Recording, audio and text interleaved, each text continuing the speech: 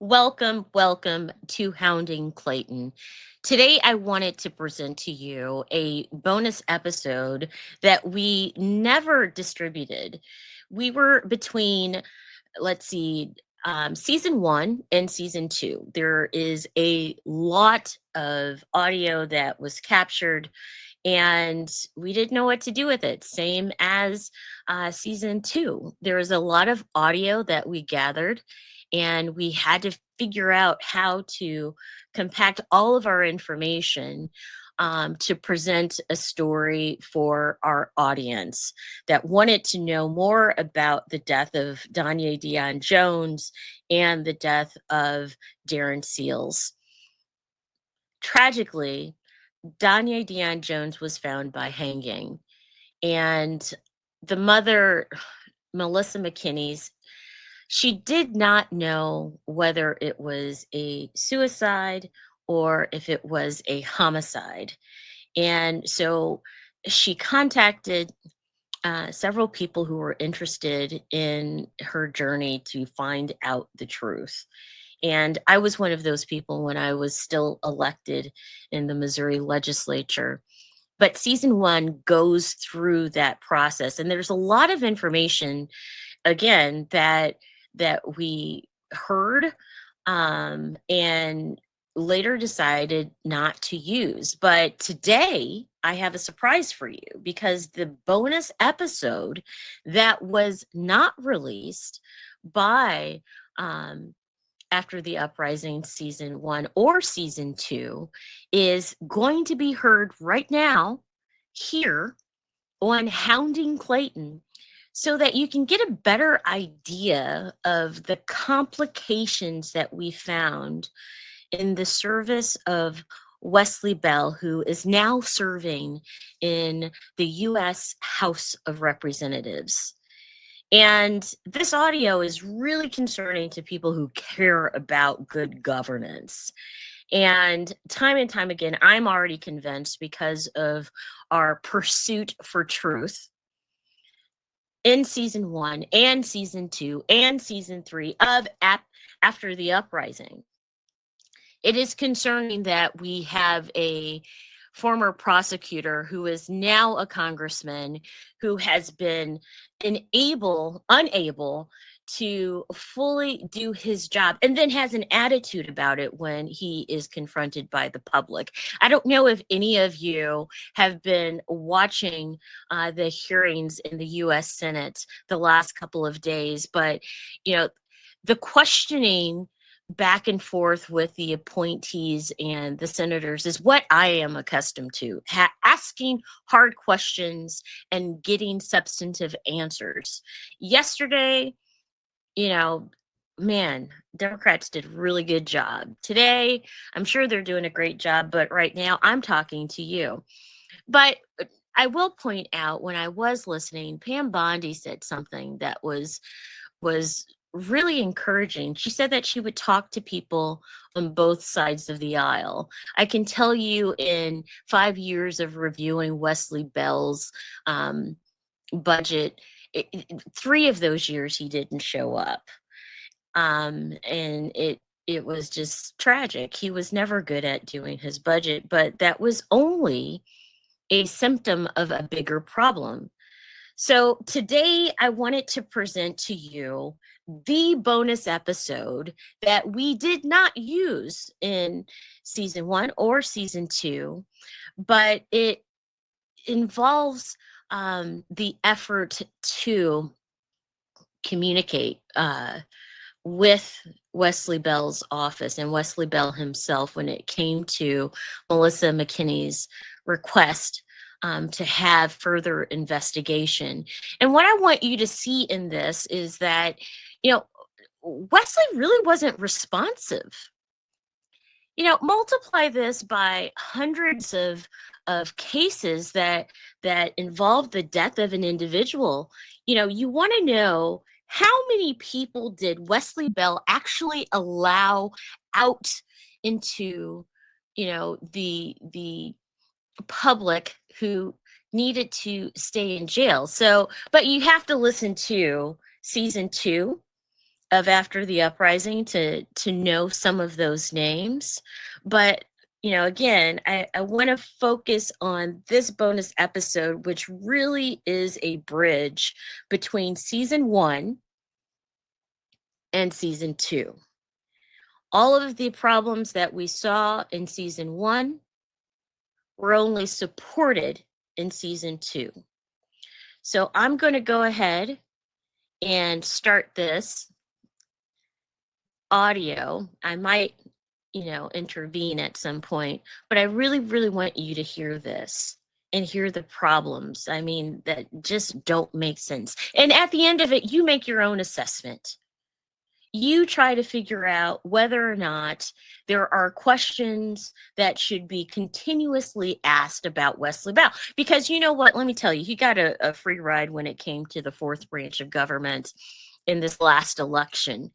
And a lot of things were bypassed by the local media and were not brought forth as they should have been. He was not vetted as a candidate as he should have been. And just to remind everyone, we're counting down. We're at 12 days before Wesley Bell will be in court for his 4 charges associated with discrimination based on a person's age and a person's gender. There are 2 other counts in this lawsuit. There are multiple people who are named in this lawsuit. The trial begins on January 27th, and I will be there in the front row and listening feverishly to, what the petitioners have to say and what the defense, which is St. Louis County, what they have to say.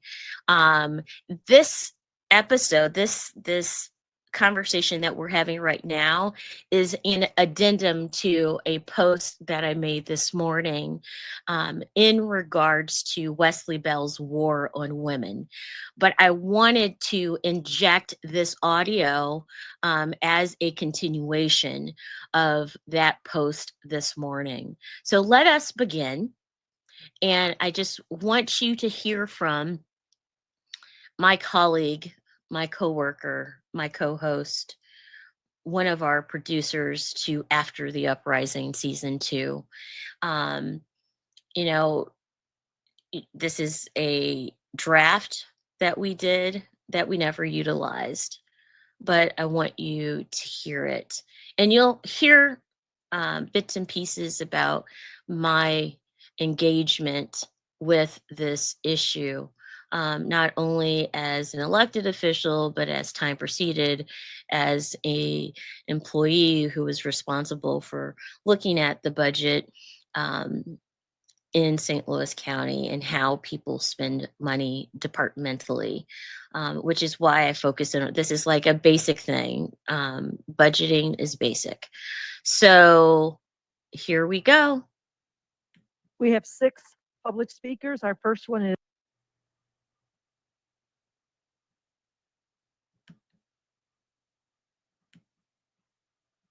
is, I believe it's Ray, and your last name starts with an N. I cannot pronounce it. Council people, thank you for hearing me today. Mr. Bell.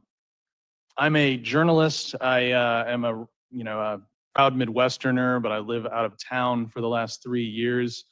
I've become kind of a regular in St. Louis County, focused on doing an investigative podcast around the death of one citizen of St. Louis County, which happened in late 2018, a 24-year-old named Danye Dion Jones, would have been 28 on Friday. And I'm coming to you today because I realize that budget meetings are often the best means for a county council to have oversight and foster accountability within various offices. This is me talking to the St. Louis County Council. On November 13, 2021, I received a text from former State Senator Maria Chappelle Nadal. It read, "Wesley dropped the ball and each killed again. He's not prosecuting murders, letting them out, and they're killing again. 2 serial killers caught this week. You need to plan to drive to St. Louis for Tuesday. His budget is up. Each person gets 3 minutes. Melissa and you need to testify. I soon learned that one of the victims, only weeks before, had been Maria's young cousin Isis. And her murderer, Jalen Jefferson, had been set free not long before by St. Louis County prosecuting attorney Wesley Bell after a previous violent incident resulted in what a judge labeled his office's failure to prosecute. Bell had just announced the arrest of an alleged serial killer, Perez Reed, after a killing spree that left 7 dead and 2 paralyzed. Reed, too, Maria had learned, was previously let free by Bell for failure to prosecute. I'm Ray Novoselsky. I came to know Maria the year prior while completing season 1 of our NAACP Image Award nominated podcast After the Uprising. She knew I had another story about Bell, about another murderer who may have been stopped. I made the drive. This is me testifying. I came to know some of you in the summer of 2020, about a year and a half into our investigation, when we sought to bring some of what we had pulled together around the case of Danye and the investigation or lack thereof that was done into his death. Some of you may know the case, but essentially his family felt there was a rush to judgment by County PD in declaring it a suicide, and in particular felt there should have been extra scrutiny to the case because it bore many of the hallmarks of a historic lynching. And so as we put together our case, we sought a meeting with Wesley Bell.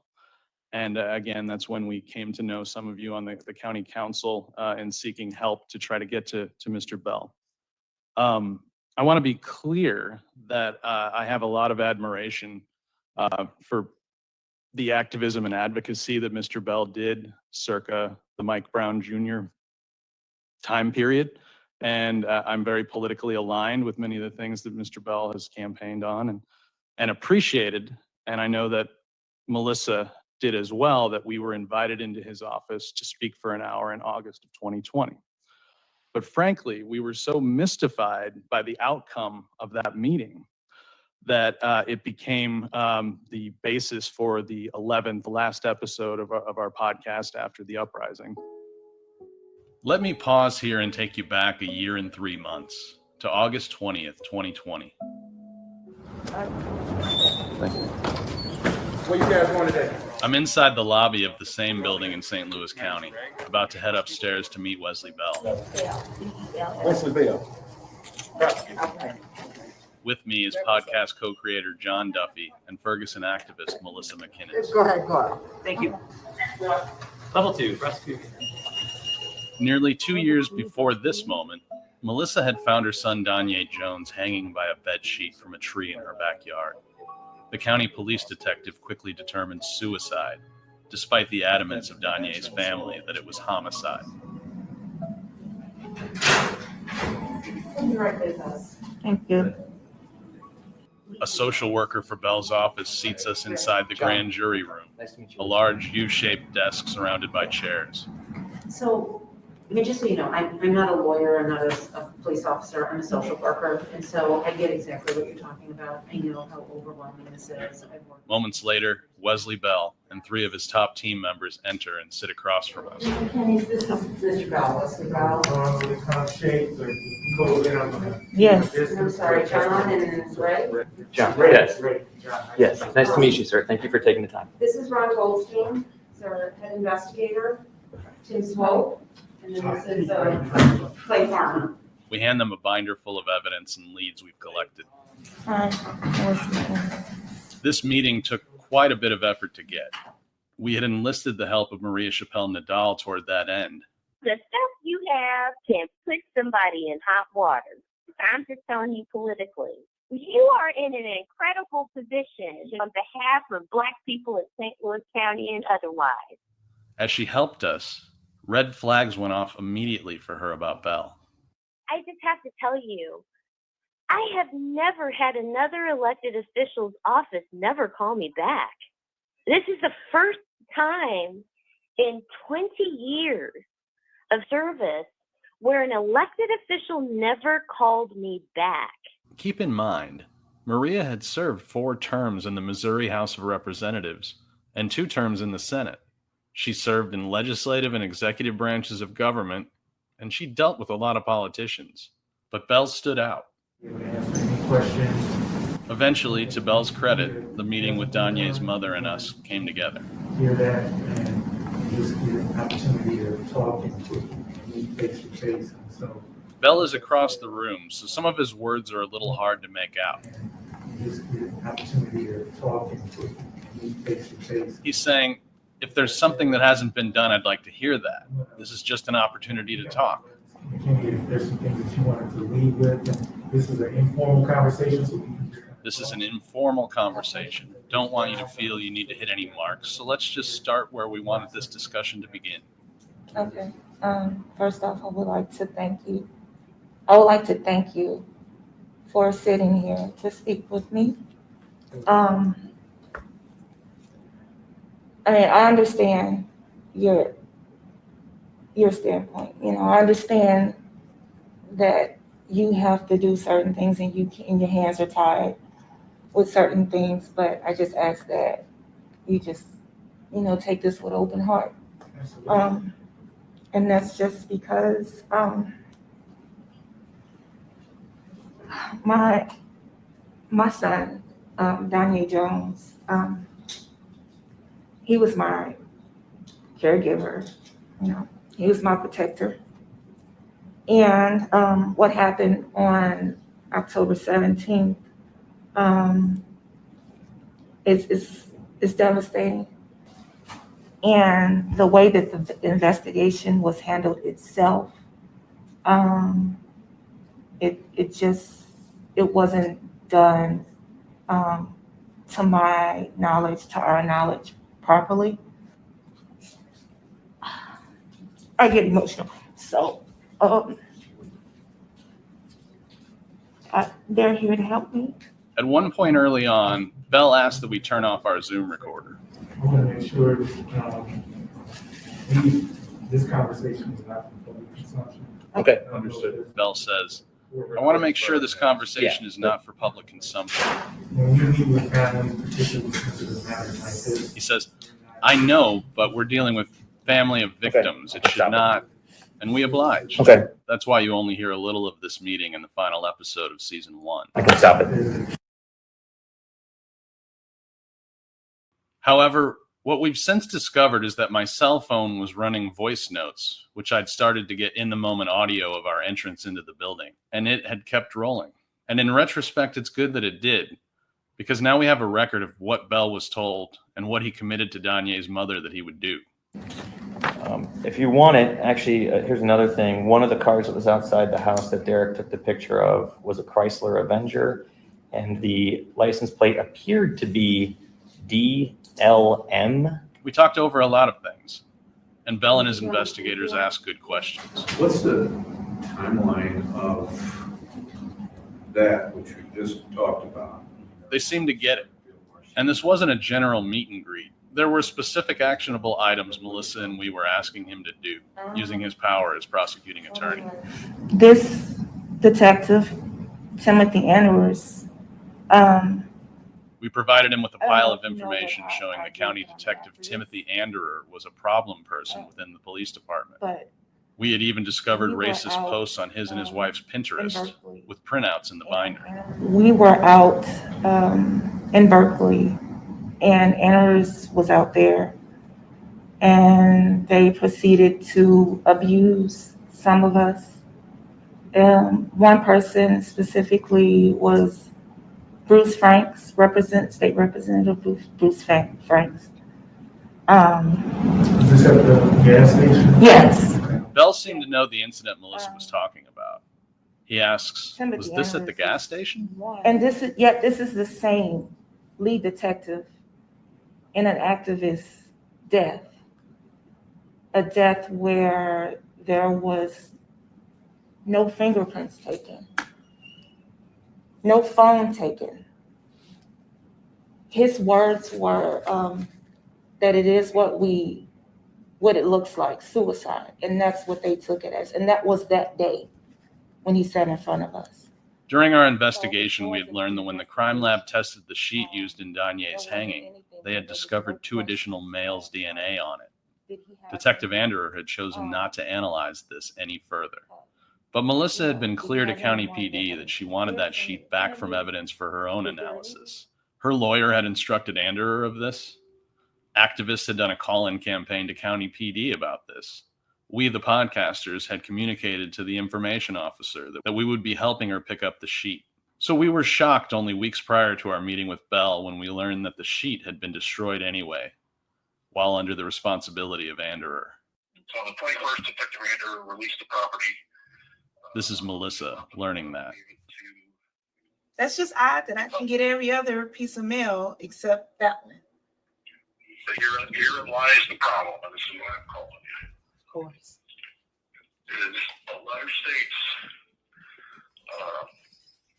if the property isn't picked up within 30 days, it's destroyed. We do have a little bit of the sheet. So you know that I'm sure Detective Anderer told you that the sheet was tested for DNA. And those swabs, we do have that. That's not what we needed. We needed the sheet that we said that we would get. And so now you guys destroyed a sheet because a letter that I did not receive. You see how this sounds so crazy? Oh, yes, ma'am. So we asked Bell for two actions related to this. First, investigate Anderer himself and whether the willful destruction of this evidence violated policies or laws. Bell was, after all, the top cop of St. Louis County, as they like to say. And as first black prosecuting attorney, a racist on the force would seem to be both his responsibility and concern. He mentioned there was an agency looking into it, later revealed to be the FBI. And with that outside agency, once we know, get some confirmation. Bell says, and with that outside agency, once we know and get some confirmation, we'll let you know that that's either happened or make some kind of determination. Is that outside agency specifically looking at Danye, or is it looking like I'm just?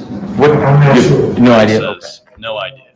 No idea. Okay. Bell says he has no idea what the FBI is looking at specifically, whether the lawfulness of Anderer's actions or something else entirely. But he'll be finding out. He says, I don't know, just that my understanding is that they're looking at it, and that's why I would think and hope that they would talk with you directly so you can ask those questions. We mentioned that county police had claimed they sent a letter in advance letting Melissa know the bed sheet would be destroyed. A letter she says she never got, and that we believe was made up entirely to give Anderer cover for the evidence destruction. That letter that was supposed to have been sent from Timothy Andrews to me about this sheet. Saying, because he said that he sent that letter out to let us know that the sheet was going to be destroyed or something, that we needed to do. That's documented in here. So she's referring to the F-58 that never came. So that she should have received but didn't receive. If there's a proof of... The F-58 is mentioned in here. The investigator is pointing to the binder we gave him and asking, the F-58 is mentioned in here?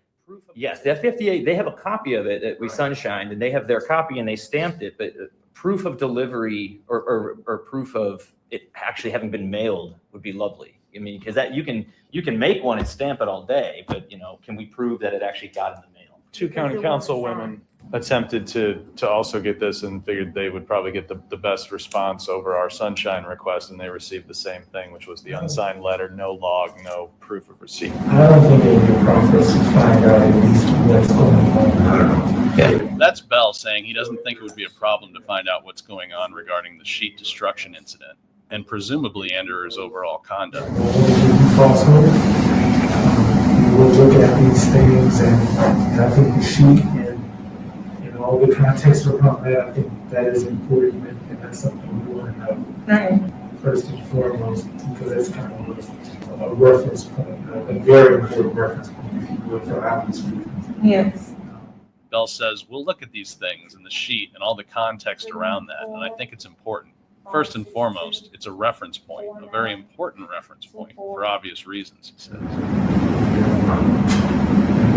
If there's any sample or anything. Bell is talking about comparing the DNA samples collected from the sheet with that of Danye's stepfather and uncle. They were the ones who had taken him down from the tree, after all, and it would make sense if they turned out to be the two contributors of male DNA. But if Bell took the simple step to test each of them, and it was found their DNA did not match that of the sample taken by the lab, then that would seem to support his family's homicide theory. So one of the things that it seems like you have questions about is, could your son's death have been a result of someone who had a beef with him? Or could it have been a retaliation against you, and rather than harm you physically, they took out a member of your family because they knew that would be the ultimate? Either or, because Another actionable item concerned people of interest we provided in the binder, people who might have wanted to do Danye harm. We asked the Bell's team speak with them. None of the names that you mentioned, Springfield young lady, friends, his friend that was shot, have ever come forward to you and said there was a direct threat? They had knowledge of the direct threat towards them. Nope. None of these were.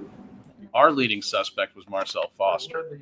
Foster, we informed Bell, had shot Danye's best friend and narrowly missed his younger brother only weeks before Danye was found dead.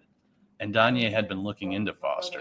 It appeared he was looking for some kind of get back to the people, the guy who shot at his brother and best friend situation, but we're just not clear on exactly what that was. Deja appears to know more about that. Yes, the Deja young woman, he contacted about the shooting event and some sort of what looks like maybe an attempt to try to get revenge on that young man. Had he become a target? Very unclear. At minimum, we figured, Bell could alert the city prosecutor of this attempted murder that took place in that prosecutor's jurisdiction. Lastly, I asked Bell to subpoena Danye's digital accounts so he could analyze any messages and movements during the young man's final days. Is subpoenaing Google and Apple on the table before we? Because I heard you list a few follow-ups, but is that and might that information be shared with us, or how might that work? Ms. McKinney obviously has the phones. Well, we should talk about it and see what the best way to deal with that is. This seemed like it would have been a no-brainer for the police who investigated, but they never did. We couldn't, and it was an easy step for a prosecutor. Bell and his investigator discuss. We'll get a chance to talk. Bell says we can talk about it and see what the best way to deal with that is. Seemingly, Bell agreed to take all the steps Melissa and we had requested. And I always want to be perfectly honest in where I stand, so no promises I can't keep. But there are some things that we're going to look at. As we wrap up, Bell says there are some things that we are going to look at. And one thing that I will promise you, so we're going to be honest with you, and that's one thing that I'm not going to waver from, whether it could be or bad. One thing that I will promise you is that I'm going to be honest with you. I'm going to tell you the truth. And so Ron will be our lead contact. Ron will kind of be our lead contact with respect to this.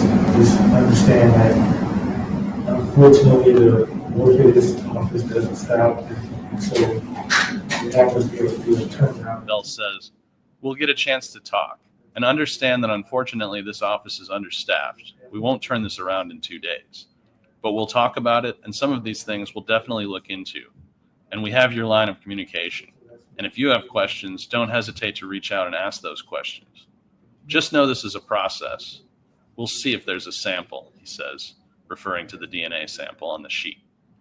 We closed with a personal touch to let Bell know we supported him too. You were telling us you canvassed for Wesley, right? With a lot of Yes, I did. I canvassed for you. Yeah, I did. Yeah.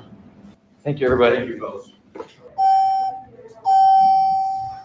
Melissa and we left Bell's office feeling hurt, feeling a real investigation was finally going to be underway into her son's death. That was good. They let it go. Try to let you off. Then a funny thing happened. Nothing. Danye's stepfather and uncle never heard from Bell's people about that DNA sample. And Melissa never received any updates about Bell's look into Detective Anderer or Marcel Foster, or those subpoenas of Apple or Google. After several months, we began leaving a series of messages with Bell's team to follow up. And we were with Melissa when she picked up the phone to call Bell's investigator. And he picked up. Something was off. He sounded totally different than he had when we met in Bell's office. I would say to you, and that they're asking, the fellows that are there with you, is any information that you have that you think or they think or you think Right. would be helpful in identifying anyone connected to this. Okay. I would refer that to the police department or the FBI. As far as the other question I believe they had was in regards to the DNA. Yeah. I never heard, obviously I never heard from your ex or No. Danye's uncle, but yeah, I know that I told you, I had asked you to have those men call me. They never did. No, But in between the time that I had asked that and probably a month or so ago, I learned that there was not sufficient material to even compare. So No, but you asked me to give you their information, and I did. yeah, I wasn't. Well, we both see it. Probably our memories are different, or we both see it differently. So, is there anyone do you know who we can talk to at the FBI at all? Because someone is using Danye's Google account, even as we speak.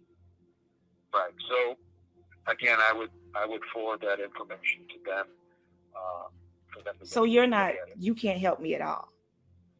We're not. We're not going to go into that part of it. That would be the agencies that actually investigated that. The police department investigated this. The FBI investigated this. So they are the ones that have looked at this. We met with you to kind of answer your questions, but any follow-up investigation regarding any leads that you or anyone else feels should be looked at. So Wesley Bell isn't helping either. Well, I'm speaking for the office right now, so. Okay, that's all I needed to know. Thank you. Now, what does that tell you?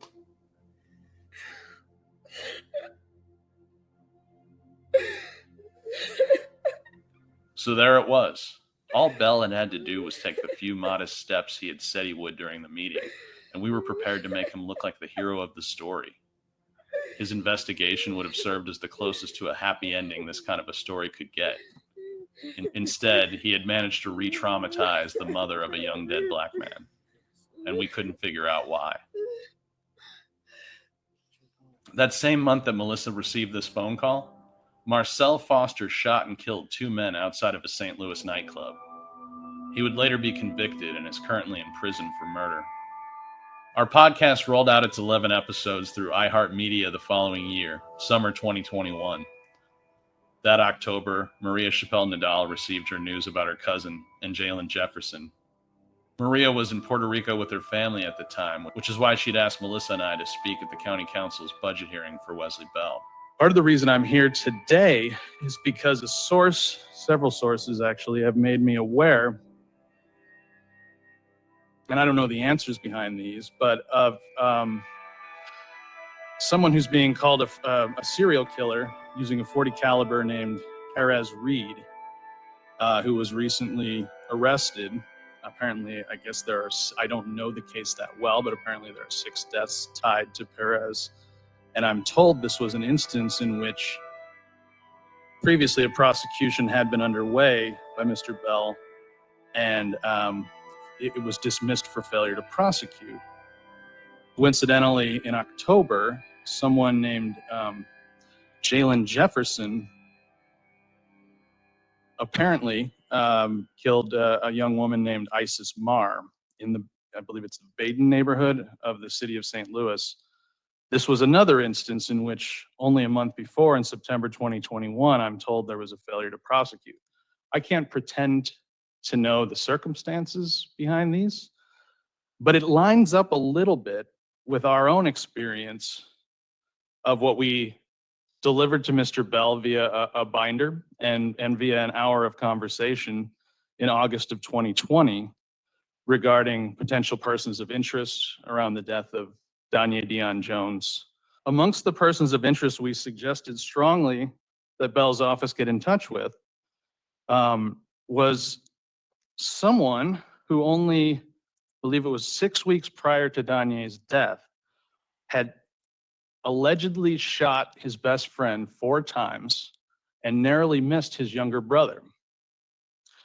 And through the cell phone, getting into Danye's cell phone, we were able to determine that he had had communications about trying to find this person, whose name is Marcel Foster. And so there seemed to be reason in which this person might have had interest to go after Danye only a few weeks later. Marcel Foster, by the way, was picked up in late December of last year after having shot a 32-year-old named Larico Martin outside a club, also over a jealous girlfriend situation, which is what we had been informed was his reason for shooting at Danye's friend and younger brother. There's a question about whether or not, had Marcel been questioned in the time from August 2020 when we met with Mr. Bell, December of 2020 when he shot Larico Martin, whether that may have gone somewhere. That's what I have to tell you today. Thank you so much. Thank you. Next, Melissa stepped up to speak her piece. All I ever ask for is someone to give us the time for a proper investigation. So as Danye's mom, all I ask is maybe if in the budget, we can get some answers. I'll be at every meeting I need to be at. But as Danye's mom, I ask for someone to care. Thank you. Then came Danye's stepfather, clearly angry about the re-traumatization of his wife. I was told that I will be contacted for my DNA to eliminate me as being one of the people on the sheet. There was no documented information. There was no phone calls, no nothing that came to me in regards to this. So I feel like the office of Wesley Bell, they didn't put in the time or the effort to do a thorough investigation. Now I hear him talking about the budgets. I hear him talking about they short-staffed on this, that, and the other.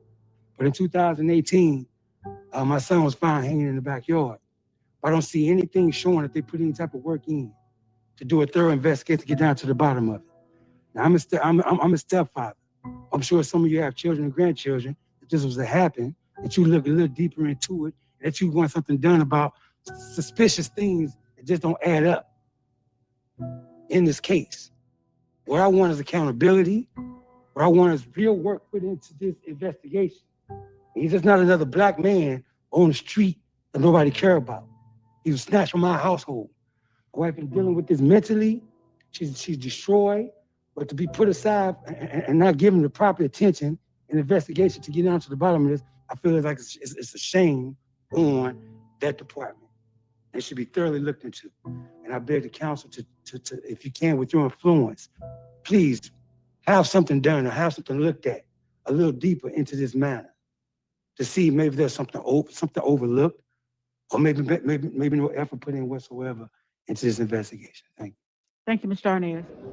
Melissa later told me that when I began testifying, Wesley Bell got up to leave until one of his staffers pulled him back down. She thought she heard the staffer say, "No, I want to hear this." After the hearing, I approached Bell. 1 second, your time. It's a little hard to hear. I've got the audio recorder running in my pocket. There may have been a misunderstanding when the FBI looked into very limited aspects around it. I tell him the thing is, there may have been a misunderstanding because the FBI looked into only very limited aspects of this. Yeah, but you know they're doing that and mischaracterizing so much stuff. Bell is saying, "I'm still working on the investigation on behalf of the family, but you went up there and mischaracterized so much stuff." We got the investigation. They looked at the case. We don't patrol. We don't do investigations. They looked at it. We adopt the investigation. We look at the case. We don't do the investigation. They looked at it. It's not clear whether the they was county police or FBI, but he goes on. And I don't want to be quoted on this, but I'm pretty sure the FBI looked at it and they said the same thing. I feel sorry for that family, but you're looking at us, and we can only prosecute what we have evidence to prosecute. But I'm pretty sure the FBI looked at it. We can only prosecute what we have evidence to prosecute. And if the investigation doesn't give us that evidence, we can't prosecute, as much as we might like to. And if the investigation doesn't give us that evidence, we can't prosecute as much as we might feel for. I mean, so just so you know, in December 2020, I did talk. Tell him, just so you know, in December 2020, I talked in person with Mr. Swope at the Urban League. I tried to talk with Clay Farmer. I never got a call back. I never got a call back. None of them are caseworkers. They're not attorneys. They don't handle these investigations. The person that you talk to is the same person you reach out to. He tells me they don't handle these investigations. Then I can't hear what he says. But next he says, he set the meeting up. I'm happy to do it for the families as many times as they want to meet, but they have no authority to tell us what to do. We look where the evidence is. I've said this before. There's nothing that makes us happier than to bring someone to justice. But if we can't, we can't. We don't have evidence.